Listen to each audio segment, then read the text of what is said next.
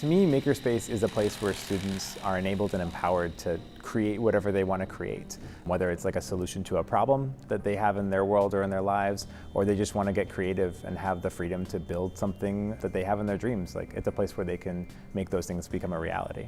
We work with a lot of basic tools. 3D modeling, that's kind of our tech aspect. We also do coding and computer science. My goal for the Makerspace is for it to be a space that the students can come in and they feel safe and comfortable finding the materials and tools, and they can just experiment and build.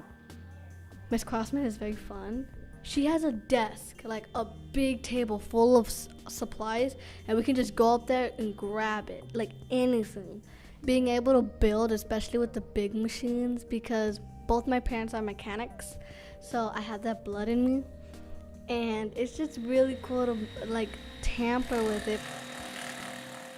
When they figure it out on their own and they know that they did that themselves, and it's so rewarding to watch them just feel empowered.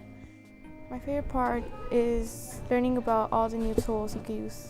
Well, I was building like a platform so that this will stay on. It was really hard, like sometimes it was confusing, but then I tried new things and then I finally found a solution.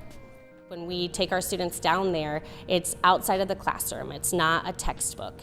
It's not the regular taking notes. It's not what you think of when you think of school. It's a new space where they get to be engineers, where they get to be architects, where they get to be artists, where they get to create something that's memorable.